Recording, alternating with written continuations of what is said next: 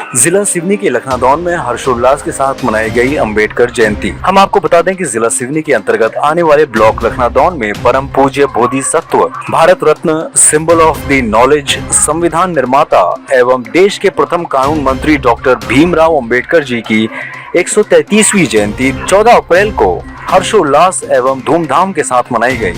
जैसा कि हम सभी को पता है कि देश के प्रथम कानून मंत्री, संविधान निर्माता डॉक्टर भीमराव अंबेडकर जी का जन्म 14 अप्रैल को रहता है।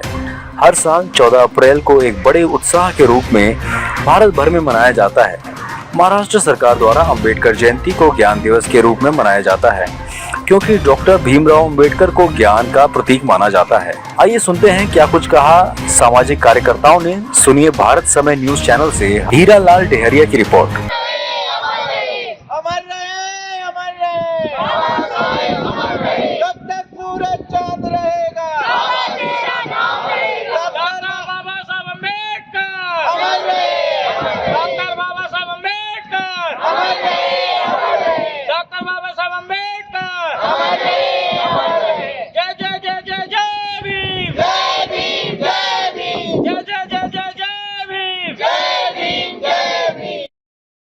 मेहनत करके और संविधान का निर्माण किया। संविधान में हम सब लोगों जो अन्याय और दबे कुचले थे, गरीब थे, मजदूर वर्ग के लोग थे, इन सब के लिए न्याय दिलाने के लिए बहुत कठिन परिश्रम करके, मेहनत करके संविधान का निर्माण किया और संविधान में हम सब लोगों को समानता का अधिकार दिलाया।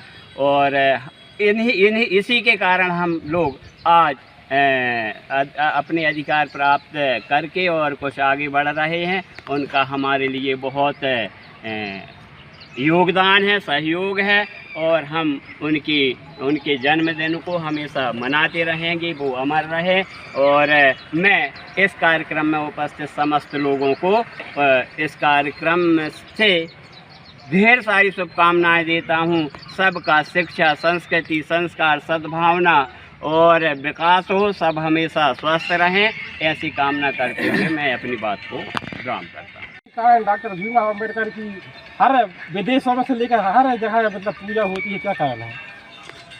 सबसे पहले मैं भारत रत्न बोधिसत्व डॉक्टर बाबा साहब भीमराव अंबेडकर के चरणों में सत्संग नमन करते हुए समस्त देशवासी, प्रदेशवासी और लखनऊ नगरवासियों को, समस्त सिवनी ज़िले के नगरवासियों को डॉक्टर अंबेडकर की 133वीं जयंती के शुभ अवसर पर हार्दिक शुभकामनाएं देता हूं। और डॉक्टर बाबा साहब अंबेडकर के संबंध में जितना भी कहा जाए कम है।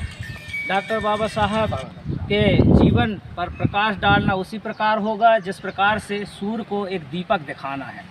डॉक्टर बाबा साहब ने हमारे भारत के ही नहीं वरन पूरे विश्व के लिए अमिट योगदान दिया है और भारत के नव निर्माण में बाबा साहब का विशेष महत्वपूर्ण योगदान है। डॉक्टर बाबा साहब ने हमारे देश में ऐसा विशाल संविधान बनाया जो प्रत्येक देशवासी और प्रत्येक संप्रदाय, जाति, धर्म के निवासरत लोगों के लिए एक बहुत ही अच्छा कानून निर्मित किया, जिससे हमारे देशवासियों को समानता, स्वतंत्रता और धार्मिक स्वतंत्रता का अधिकार प्राप्त हुआ।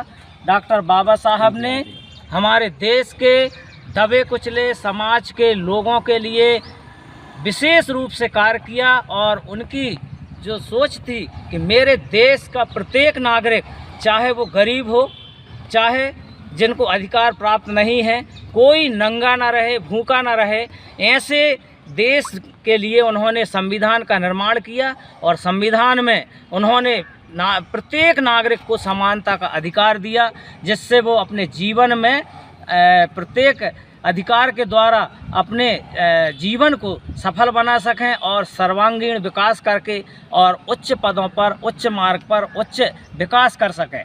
डॉक्टर बाबा साहब को विदेशों में भी आज इसलिए जाना जाता है क्योंकि डॉक्टर बाबा साहब एक ऐसे नवरत्न थे जिसमें बाबा साहब ने पूरे देश के निर्माण के साथ पूरे संसार में, आज अमेरिका में भी डॉक्टर बाबा साहब को याद किया जाता है। बड़ी बड़ी प्रतिमाएं वहां पर स्थापित की जाती हैं और डॉक्टर बाबा साहब एक कलम के बादशाह कहे जाते थे, जिनके साहित्य से प्रेरणा लेकर के हमारा देश ने विकास किया है और उन्हीं के आदर्शों पर चल कर के हम आगे बढ़ सकते हैं।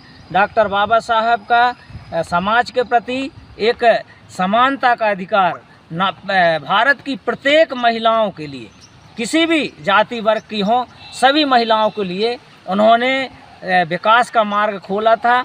नारियों के मुक्तिदाता ही कहा जाता है, जिसके लिए डॉक्टर बाबा साहब ने उन्हें पढ़ने के अधिकार से लेकर के सर्वांगीण विकास के लिए आज जो उन्हें अधिकार मिला है, सिर्फ वो बाबा साहब की कलम के द्वारा ही संभव हुआ है।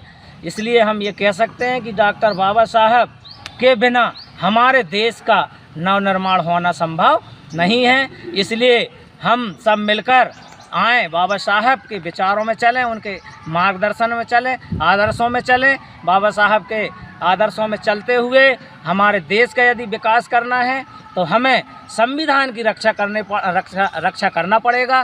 संविधान की रक्षा करते हुए हमारे अधिकारों को सुयोजित ढंग से रखना पड़ेगा। डॉक्टर बाबा साहब ने जो संविधान दिया है उसकी रक्षा करते हुए हमारे अधिकारों को हम प्राप्त कर सकते हैं, अन्यथा हम उनके बिना अपने अधिकारों को प्राप्त नहीं कर सकते, क्योंकि डॉक्टर बाबा साहब की सोच से अच्छी और संविधान में जो अधिकार दिया है उनसे अच्छा कुछ भी नहीं है। इसलिए हम सबसे पहले संविधान की रक्षा करें, अपने अधिकारों की रक्षा करें और हमारे देश का विकास करें, यही संभव होगा।